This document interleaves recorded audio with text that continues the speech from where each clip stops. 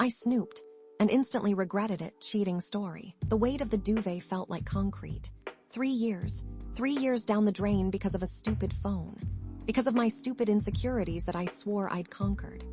Mark had been perfect, or so I thought. Charming, yes, undeniably. He could talk his way out of anything, and usually did. That should have been my first clue. We met at an art gallery opening, me admiring a particularly garish piece of modern art, and him laughing at it with the same open-mouthed grin that made my stomach flip. He was an architect, driven, successful. Everything my therapist had told me to look for after the disaster that was Ben. Ben, he was a ghost that haunted every relationship. The ghost of unanswered texts, of late nights that turned into early mornings somewhere else, of a hole ripped in my chest that I wasn't sure ever fully healed. Mark knew about Ben. We talked about it early on, me, a blubbering mess after one too many glasses of wine. He'd held me, promised he'd never hurt me like that, and I believed him. For 3 years, I truly believed him. But lately, something had shifted. He started working late, more than usual. Important project, Sarah, big opportunity. He'd kiss my forehead, his eyes already glazed over with exhaustion or maybe guilt. He'd started wearing this new cologne, a musky scent that didn't smell like him. It smelled like someone else, and his phone, the damn phone. He'd changed his password, something he hadn't done since we'd practically moved in together. He'd always leave it face down, silencing notifications. I'd catch glimpses of the screen lighting up, a name I didn't recognize. I tried talking to him. Mark, are you okay? You seem distant. He'd pull me close, his grip a little too tight. I'm fine, babe, just stressed. You know how demanding work is. He'd kiss me, but the kisses felt perfunctory, like he was going through the motions. Emily, my best friend, the kind of friend who told you the truth even when it stung, listened to my rambling anxieties over wine at her apartment. Sarah, honey, you're spiraling. Don't let Ben poison this relationship. Mark hasn't given you any real reason not to trust him. But the phone, the late nights, the cologne, it's all too familiar. Emily sighed, swirling the wine in her glass. Okay, I get it. Trust your gut, but don't go looking for trouble where it might not exist. Maybe he's just busy. Easy for her to say. She'd been happily married to David for 10 years, a picture of domestic bliss. David, who incidentally always managed to slip in a flirty comment or two when I was around. Not that I encouraged it, but still. The night it happened, the night I crossed the line, was a Tuesday.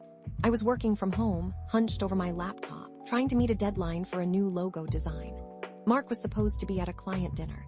He came home early, around 10, claiming the client had canceled last minute. He seemed agitated, restless. He mumbled something about needing a shower and disappeared into the bathroom. And there it was, lying on the kitchen counter. His phone, unlocked. My heart hammered against my ribs. Every rational thought, every word of advice from Emily evaporated. The temptation was overwhelming. It was like a magnet pulling me closer. I knew I shouldn't. I knew it was a violation of his privacy, a betrayal of the trust we had or had built. But I couldn't stop myself. My fingers trembled as I picked it up. Messages, a name I didn't recognize, Jessica. The first message I saw made my blood run cold. Thinking about last night, winking face, my breath hitched. Last night? Last night he was supposed to be working late. Last night we had a silent, strained dinner where he barely looked at me. I scrolled up, my stomach churning with each new message. Can't wait to see you tomorrow night, already counting down the hours. Lunch was amazing. Thanks for making my day a little brighter. You're the only thing that gets me through these boring meetings. The messages went on and on, a sickening, steady stream of flirtation, innuendo, and blatant lies. It was clear, crystal clear. Mark was having an affair. I felt like I'd been punched in the gut. The room started to spin. My hands shook so badly I almost dropped the phone. I stumbled back, collapsing onto the kitchen chair. The air seemed to thicken, making it hard to breathe. He was cheating. He was actually cheating on me, just like Ben. The shower turned off. My heart lurched. He'd be out any second. I quickly deleted the message thread from his phone, trying to erase any trace of my snooping. Not that it mattered. I'd already seen enough.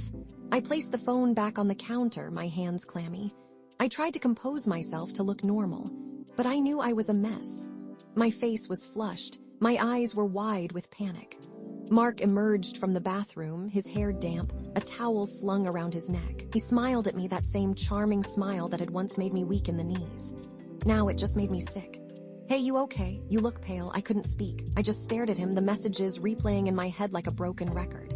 He frowned. Sarah, what's wrong? The words finally came, a choked whisper. Jessica. His face paled. He knew. What are you talking about? He stammered, avoiding my gaze. Don't play dumb, Mark. I saw your phone. I saw the messages.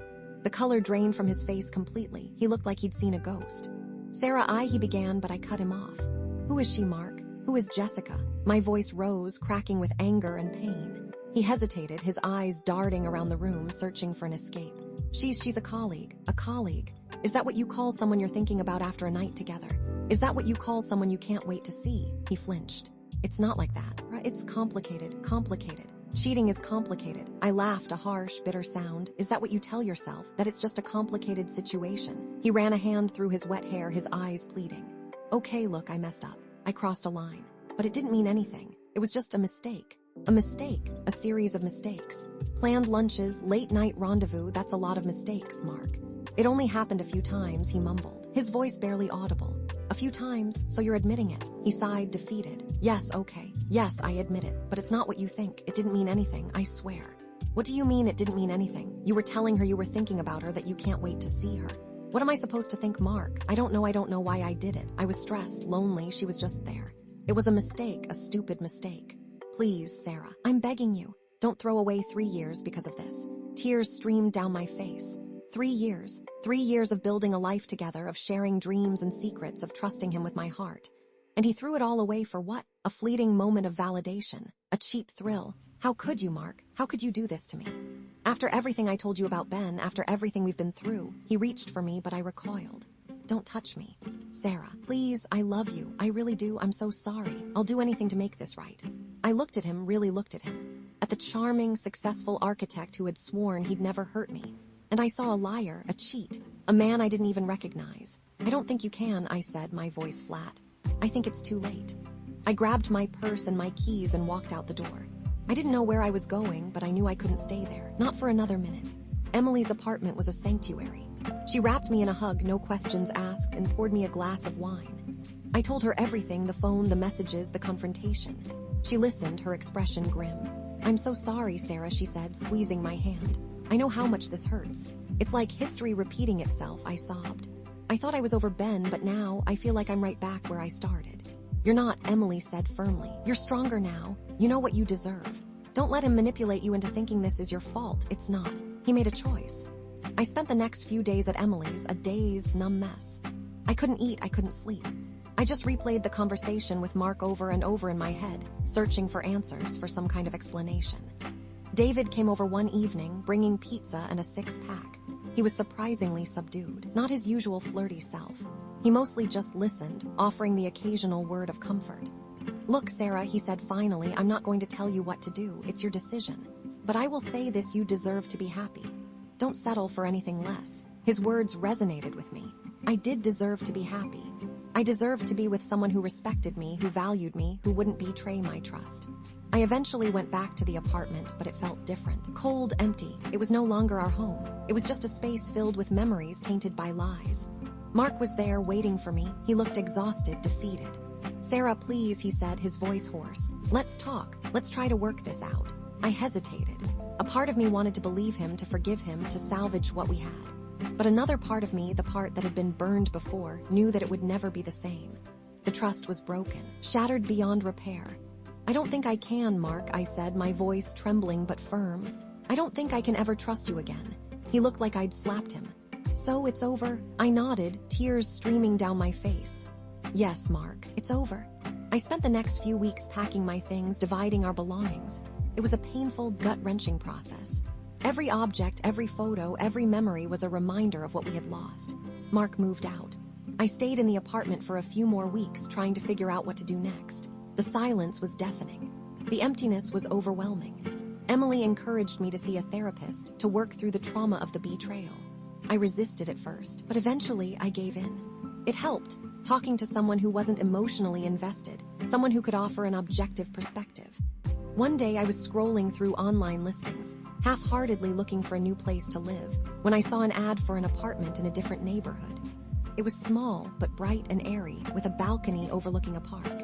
It wasn't anything like the sleek, modern apartment I had shared with Mark. It was me. I called the landlord and scheduled a viewing. As soon as I stepped inside, I knew it was the right place. It felt like a fresh start, a clean slate. I signed the lease that afternoon. Moving into the new apartment was both exhilarating and terrifying. I was alone, truly alone, for the first time in years. but I was also free. Free from the lies, free from the betrayal, free from the ghost of Ben. One evening, a few weeks after moving in, I found myself standing on the balcony, looking out at the city lights. A cool breeze rustled through the trees in the park. I took a deep breath, feeling the weight of the past slowly lifting from my shoulders. I thought about Mark. I wondered if he was with Jessica, if he was happy.